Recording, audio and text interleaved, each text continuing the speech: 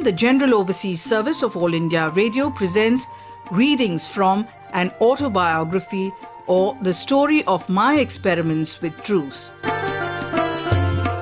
The reading from the autobiography is presented by Sri Gopalkrishna Gandhi, writer, teacher, and the youngest grandson of Kasturba Gandhi and Mohandas Karamchand Gandhi. The words of the Mahatma in the voice of his grandson. I went to see Maharshi Devendranath Tagore, but as no interviews with him were allowed then, we could not see him. We were, however, invited to a celebration of the Brahmo Samaj held at his place, and there we had the privilege of listening to fine Bengali music. Ever since, I have been a lover of Bengali music. Having seen enough of the Brahmo Samaj, it was impossible to be satisfied without seeing Swami Vivekananda. So with great enthusiasm, I went to Belur Math, mostly or maybe all the way on foot. I loved the sequestered site of the Math. I was disappointed and sorry to be told that the Swami was at his Calcutta house, lying ill, and could not be seen. I then ascertained the place of residence of Sister Nivedita and met her in a Chowringhee mansion. I was taken aback by the splendor that surrounded her, and even in our conversation there was not much meeting ground. In spite of my failure to find any agreement with her, I could not but notice and admire her overflowing love for Hinduism. In Banaras I arrived there in the morning. I went to the Kashi Vishwanath temple for darshan. I was deeply pained by what I saw there. The approach was through a narrow and slippery lane. Quiet there was none. The swarming flies and the noise made by the shopkeepers and pilgrims were perfectly insufferable. Where one expected an atmosphere of meditation and communion, it was conspicuous by its absence. I went near the Jnanavapi, well of knowledge. I searched there for God but failed to find him. I was not therefore in a particularly good mood. The surroundings of the Jnanavapi too I found to be dirty. I had no mind to give any dakshina, so I offered a pie. The Panda in charge got angry and threw away the pie. He swore at me and said, "This insult will take you straight to hell."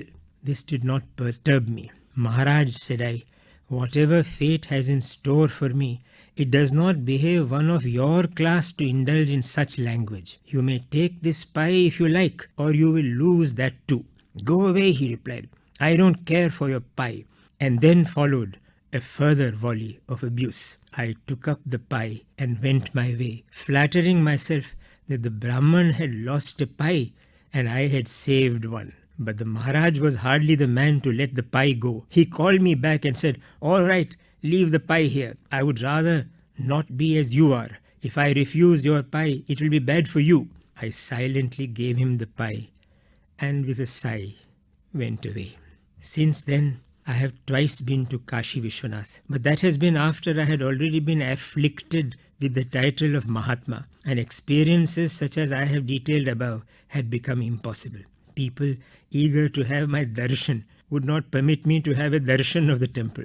The woes of Mahatmas are known to Mahatmas alone. Otherwise, the dirt and the noise were same as before. Gokhale was very anxious that I should settle down in Bombay, practice at the bar, and help him in public work. I took chambers in Payne, Gilbert, and Sayani's offices, and it looked as though I had settled down. But it may be said that God has never allowed any of my own plans to stand. He has disposed them in his own way. Just when I seemed to be settling down as I had intended, I received an unexpected cable from South Africa. "Chamberlain expected here. Please return immediately." I remembered my promise and cabled to say that I should be ready to start the moment they put me in funds. They promptly responded. I gave up the chambers and started for South Africa. I reached Durban not a day too soon. There was work waiting for me. The date for the deputation to wait on Mr. Chamberlain had been fixed. Mr. Chamberlain gave a cold shoulder to the Indian deputation. From Natal, he hastened to the Transvaal. I had to prepare the case for the Indians there as well and submit it to him. But how was I to get to Pretoria? Our people there were not in a position to procure the necessary legal facilities for my getting to them. The officers had, of course, sent a telegram to Durban, and when they found that I had entered with a permit, they were disappointed. Though I had succeeded in entering the Transvaal, they could successfully prevent me from waiting on Mr. Chamberlain. I let the ball rolling, discussing things with Indians in Pretoria and Johannesburg, and ultimately decided to set up office in Johannesburg.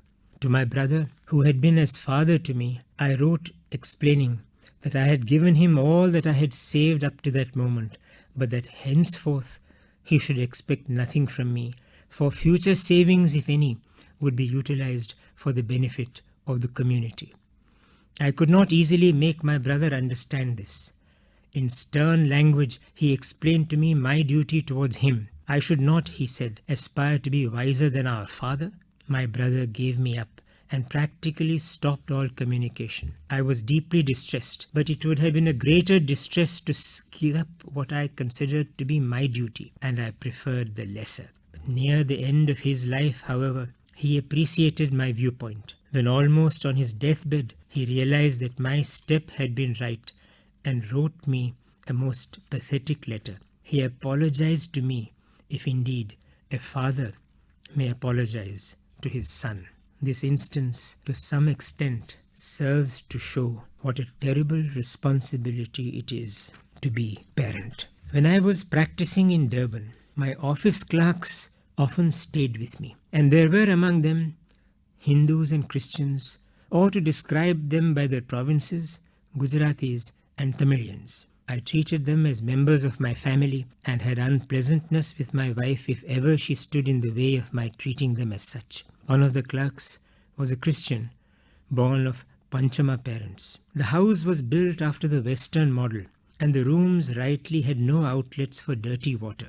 Each room had therefore chamber pots. Rather than have these cleaned by a servant or a sweeper, my wife or I attended to them. The clerks, who made themselves completely at home, would naturally clean their own pots, but this Christian clerk was a newcomer, and it was our duty to attend to his bedroom. My wife managed the pots of the others, but to clean those used by one who had been a Panchama seemed to her to be the limit, and we fell out. Even today, I can recall the picture of her chiding me, her eyes red with anger and pearl drops streaming down her cheeks as she descended the ladder, pot in hand. But I was a cruelly kind husband. I regarded myself as her teacher and so harassed her out of my blind love for her. I was far from being satisfied by her merely carrying the pot.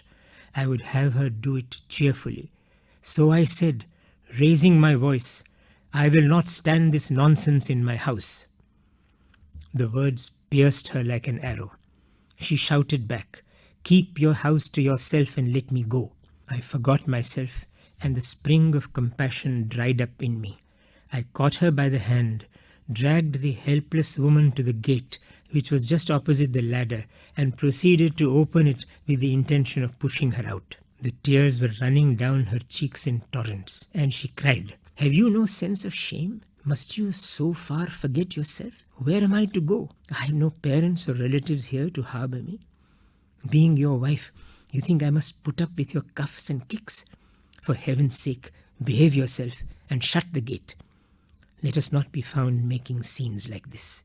I put on a brave face, but was really ashamed and shut the gate.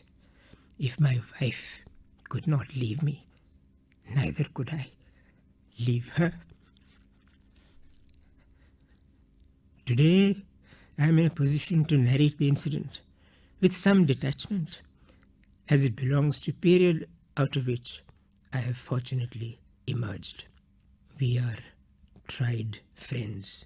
Let no one conclude from this narrative of a sacred recollection that we are by any means an ideal couple, or that there is a complete identity of ideals between us. You just heard the reading from the Autobiography of Mahatma Gandhi, presented by Shri Gopalkrishna Gandhi, the youngest grandson of Kasturba Gandhi and Mohandas Karamchand Gandhi.